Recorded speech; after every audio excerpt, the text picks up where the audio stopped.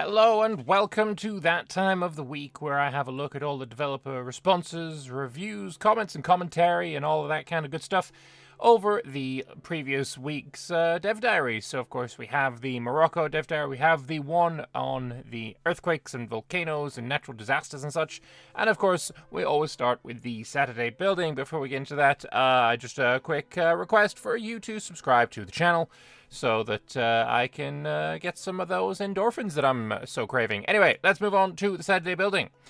We have the Naval Battery. One of the best buildings in the game, apparently. And yes, the coastal fort was nerfed down to 0.15 a while back, so we have had the coastal fort as one of these Saturday buildings as well. Age of Reformation building that he wants in all of his coastal towns and cities, essentially to defend against, people like these guys who like slave raiding, because slave raiding steals pops. So I want to keep my pops, so a naval battery sounds like a really good idea to prevent those privateer raids and slave raids and such. So it requires some stone, some guns, some cannons, tools, and tar, and you can upgrade it. Is this the bigger version? It is the bigger version. The lower version is Coastal Fort there. The natural evolution of defensive warfare is culminated in the development of intricate coastal defenses ready to repel even the heaviest of hostile invasions. Very cute indeed. There are no developer comments on this one, but yeah, no. I have a feeling this is going to be way more important than it ever has been in EU4, because in EU4 it's kind of bad. It's kind of a waste of a building slot, to the point where some mods, usually multiplayer mods, actually make it give a building slot as well, so it becomes a free building, just like the courthouse and the university. So yeah, hopefully this is going to be way more impactful and more important. It certainly seems that way. But let us get on to the Moroccan issue. We've got a few comments here that I want to go over. So first of all, the question of exerting control and kind of unifying the tribes amongst the Moroccan hemisphere is an important and influential one. We know the sultans never exerted deep control over the whole country, rather did the tribes control local regions. So the question is, will there be a path for means of the play to face the challenge of unifying the Moroccan tribes to fortify control over the Moroccan lands? That is one of the challenges for Morocco, is reining in the tribesmen, and I think it is also mentioned, though it is a heavily work in progress and not final numbers, but tribesmen are actually the largest population in Morocco and in this whole North African region at the start of the game. So whether that changes, I don't know yet, but I think that may be one of the foils for the problem that I put forth in the video that I made on Friday, Friday, which was that it seems like Morocco might be a little bit too easy, but if you've got these internal challenges of, reining in the tribesmen, maybe that's not going to be as big of an issue as maybe I was worrying about. So, moving on. Is there any content for the Republic of Saleh? I assume that's how you pronounce it. I have no idea. Or Baurgreg. The city-state in the Moroccan of Morisco pirates, led by a Marabout warlord, and the Zawiya this word. But for the Republic of Saleh, yes, there is, but it'll be in a different Tinto talk, so I guess we'll see that at some point. And also just a correction to the earthquake map mode. All of these places are at risk of earthquakes, so that will be added. And I guess I should say, jumping onto this earthquake map, if you know of places that have pretty heavy earthquake activity, then maybe let the devs know so that this map can be updated. That seems like a pretty reasonable request to me. They can't be completely aware of absolutely everything. Yeah. It's just like the port, the natural harbor map mode, like that kind of thing. Instead of the devs, they don't have the ability to go and visit all of these places and then determine the quality. So instead, if there is a way to just let them know, like that one. It's good. It's good juju. Any chance for Morocco and Tunis, and I guess some others, to have their dynasties as country names like it was historically? So the long name of the country is the Marinid Sultanate of Morocco, but they might end up making it a game rule. But first they want to adjust a couple of parameters about how Muslim dynastical names work first. So that's good. We know the full name here, and also it's great to make it a game rule. I think more game rules is just a good idea. Big fan of that. And kind of tangential for that, Atrom here saying, Mounted in Hafsid shouldn't be the dynastic name. That would be like making the Ottomans the dynastic name of the Ottoman Empire. The Mounted surname should be Banu Marin, and for the Hafsids it should be Al Hafsiyun. Pavi here had a pretty interesting response here. That's something that is a problem now you mention it, because the Ottoman Empire is a modern historiographical standardization, as its official name was Devlet-i Aliye-i Osmaniye. Nailed it. Don't even worry about it. The sublime Ottoman state. You might notice that Osmaniye particle relates to the House of Osman, which was in power during the entirety. But what would happen if the dynasty becomes extinct? Should it be called the same way, or should it be called Devlet-i Aliye-i, new dynasty name here? It's a good question, and I would like to know your thoughts on this. If we have some kind of game rule that allows us to have dynastic names specifically for these Muslim states, what would you like them to do with this? Like, say with the Ottomans, if the House of Osman dies out and it instead is taken over by, let's just for argument's sake, say the Al-Hafsiyuns, should the country be named Devlet-i Aliye-i Al-Hafsiyun? That's a good question. I don't know the answer to that one. So let me know in the comments below. Again, what I've said pretty consistently is that I like endonyms. I like names that come from the place. And I know I get some pushback from it and people disagreeing with that. But I still stand by what I said. I think that is just good to see not anglicized, but Latinized. So instead of it a tag in Arabia being written in Arabic that I wouldn't even know how to begin to pronounce, having it be in Latin characters, like these are Latin characters, but in their own language, sounds like a really good way of introducing people to just a little bit more culture than they would if everything was just anglicized instantly. It's just, it is my preference, and I do think it should be a game rule because I don't think it should be forced on everyone, but I think it'd be cool. But anyway, moving on to the next question. I understand that Morocco can form Al-Andalus. Will a ruler be called Caliph like during the Almohad era? Yes, it is possible. And slave raids will increase population?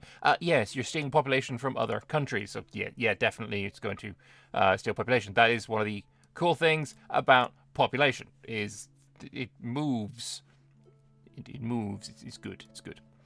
The question of exerting control and kind of unifying the tribes among the Moroccan hemisphere is an important and influential one, and I've already read this comment out, so we won't be doing that again. My apologies. Let us move on to the earthquake responses, replies, and all-round regurgitations. Let us move in and have a look at the first question. He finished juggling the 3D terrain. 3D terrain post soon? No, unfortunately not. He was juggling something else that had 3 dimensions. I assume it's his child. I don't know if you should juggle a child, but sometimes feels like that as a father myself. Yeah, he was on paternal leave. He was on paternal leave recently, so congratulations to St. Dave, and also good luck juggling the child. In the end, you decided with having Durham being a normal tag. Nothing definitive. All right, I don't know if I've gone over this in a video yet. I know I talked about it a little bit when I was streaming, but this map had some changes posted upon it. Some very interesting changes. So let us zoom in and we'll go over these changes. So to start with, Durham here has been split off. I assume it's going to be a vassal state. We also have Cheshire that's been split off, and the Welsh states around here are just along the northwestern coast. Whether that is what it is going to be like forever, who knows? We also have it's harder to show over this side, so let me just pull up my snipping tool. We also have over here the Haudenosaunee tags clearly being playable. So those are the maps that were kind of teased in the main earthquake map, which is kind of cool. So just in case you weren't aware, that is what we're talking about here. Nothing is definitive. He's not convinced by how Wales and the Palatinates feel to play, so they are a work in progress. He does think Ireland is close to being finished, though. Also, I should point out before I go on that it was pointed out to me, though I don't know exactly what I am seeing here, that this whole area has also changed quite heavily. I haven't actually gone in and looked at the old map though to look at it, but yeah, apparently Persian region is also heavily different. So I guess we'll see, because I don't believe we've had a Persian rework thread just yet. Really hope that the natural disasters in Project Caesar will provide some challenge for the player, but at the same time will not make the game feel unfair or unplayable for certain nations. The Yellow River Flood and Yangtze River Flood EU4 events flashback. Yeah, those were a little bit awful, actually. Mostly because they cost you stability, and that is such a painful resource when you are losing it regularly. I think in Project Caesar, it's not going to be as... I mean, it's going to be painful, right? If you're suffering a natural disaster that kills your population, that's going to be painful. You're gonna feel that. But it is not going to be painful on the same scale of losing a resource that costs mana, that is limited up to 6. So, like 6 different... I guess there's 7 different breakpoints for stability, -3 to +3, including 0. So it's not going to be as annoying. It's going to be painful, but it's not going to be annoying. Yeah, and, well, not many places are perfect for humans, true, but we also don't want to just, like, spam the player with, oh, yeah, this river flooded again, and screw what your progress is, blah, blah, blah. I do still think there needs to be some way of automatically repairing buildings that get damaged, instead of having to go in and... I don't want to be going in and clicking every single building that got damaged to repair it. Something like, this is a list of buildings that got damaged in this earthquake. This is the cost to repair all these. Click button. Oh, all of them are starting to be repaired. Something like that would be cool. Otherwise, yeah, who knows what other method they could use. But hopefully there'll be something. Is there going to be a weather mechanic for drought? Apparently not. That is just lack of rain. I'm kind of... I guess, sure, it's not really a weather mechanic other than the fact that it is a lack of weather, but I would say the majority of the map is kind of... like, it is not showing rainfall, right? It is... we have, obviously, the different climate types, which will show a generic, like, just rough amount of weather that you're going to get, but it's not showing a lack of rain in any of them. It's not and the only thing that is showing an abundance of rain is when there is a rainstorm. But it's not actually showing anything to do with droughts. It's not showing any individual lacks of rain, let's say. And I do think droughts should definitely be a part of it. So I agree with the 65 here. I do think this is probably something that might want to be looked at.